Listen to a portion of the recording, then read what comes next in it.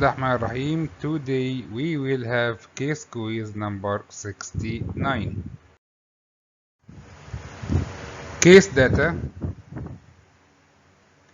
31 years old female complaining of 2-year history of arthritis of the hands, of wrist, ankle associated with early morning stiffness. So 2-year history of arthritis of hands, wrists and ankles with morning stiffness. The past medical history included mild asthma and depression. She smoked 15 cigarettes a day. There was no family history of arthritis or autoimmune diseases. On examination, we found a swelling of the small joints of the hands and wrist and wasting of the intrinsic muscles and reduced grip strength. Small nodule at the left elbow. Investigations showed chest X-ray was unremarkable. Hand X-ray suggested carpal crowding and periarticular osteopenia with a small erosion at the distal end of the proximal phalanx. Regarding management, the diagnosis of rheumatoid arthritis was made, and she was treated with intramuscular steroid as a bridge therapy with methotrexate and hydroxychloroquine. The following year, she presented with shortness of breath on exertion. Her methotrexate was stopped, but the shortness of breath progressed and she developed orthopnea. So dyspnea and orthopnea. On admission, she was found to be tachycardic and hypertensive. The chest X-ray for the second time demonstrated increase in the cardiac shadow. An echocardiogram demonstrated a pericardial effusion as well as severely dilated left atrium, mitral regurgitation, and reduced ejection fraction at only 49%. MRI gadolinium cardiac scan showed left ventricular hypertrophy, dilated left atrium, pericardial effusion, moderate mitral regurgitation, and thrombus in the left apex.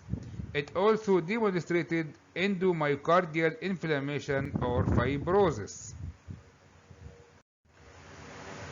This is the chest X-ray showing increased cardiac shadow.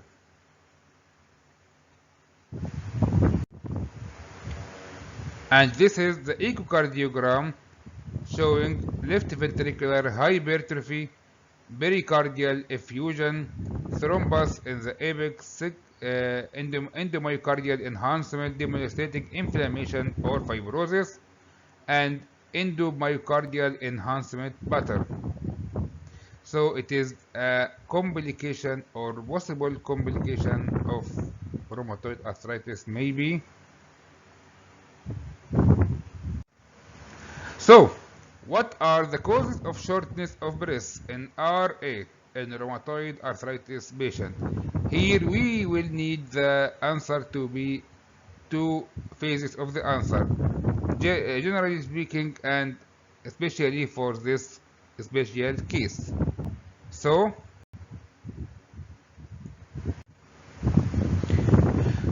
we have no single answer like the previous quizzes, but they are differential diagnosis. The causes of shortness of breath in rheumatoid arthritis include pulmonary causes such as non-specific interstitial pneumonia (NSIP), idiosyncratic allergic alveolitis associated with drugs such as methotrexate, leflunomide or citalopram, pulmonary fibrosis, pleural effusion, pulmonary hypertension. These are the pulmonary causes of shortness of breath in RA. Other causes include cardiac, such as pericarditis, pericardial effusion, or cardiac amyloidosis. And finally, hematological causes such as anemia may be the cause. So, as we see, there are multiple differential diagnosis for this case. This was the generally speaking differential diagnosis for shortness of breath generally in rheumatoid arthritis. But in such a specific case, the chest X-ray demonstrates significant increase in the cardiac shadow or cardiac size. The differential diagnosis of this include left ventricular failure, pericardial effusion, left ventricular hypertrophy, dilated cardiomyopathy, or hypertrophic cardiomyopathy. So, what is the differential diagnosis for endomyocardial inflammation or fibrosis? This includes cardiac amyloidosis, hypertensive heart disease, ischemic heart disease, rare side effects of the DMARD such as methotrexate, eosinophilic myocarditis. Other causes of myocarditis might include infections such as viral adenovirus, parvovirus, human herpes virus, and HIV virus, or connective tissue disease such as SLE or scleroderma, or finally sarcoidosis. The pattern of endomyocardial enhancement seen in echocardiography for this specific case was considered to be typical for eosinophilic myocarditis rather than amyloidosis. There is a documented association between rheumatoid arthritis and eosinophilia. This was first described in the 1970s. It was later recognized that there are two patterns of eosinophilia, one related to the disease process itself and the other related to the therapy, such as gold or penicillamine, which are both obsolete now.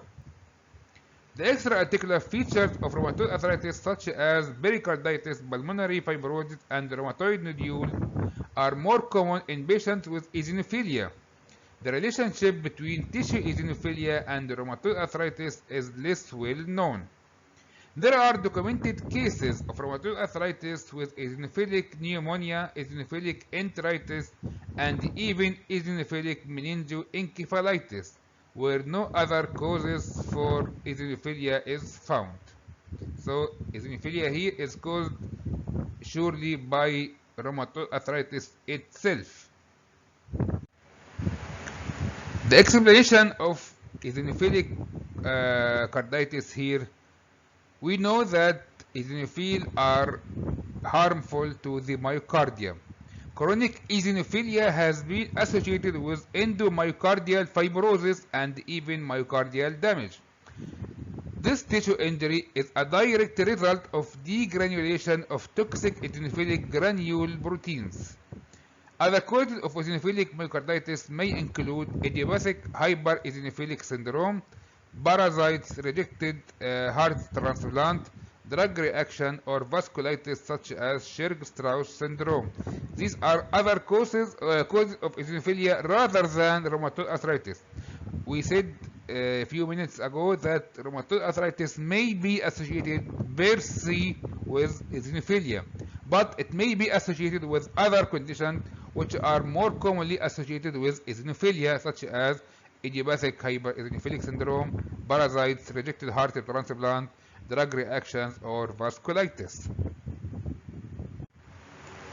Regarding the outcome of this case, the patient was successfully immunosuppressed with infliximab, and this normalized her eosinophilic count.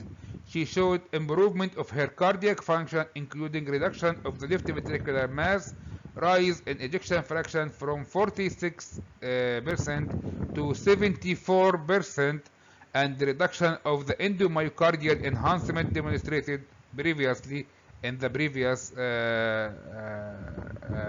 imaging studies. And so the patient improved markedly on immunosuppression with infliximab. And finally, thank you very much for your attendance, and we will meet you tomorrow with case quiz number 70.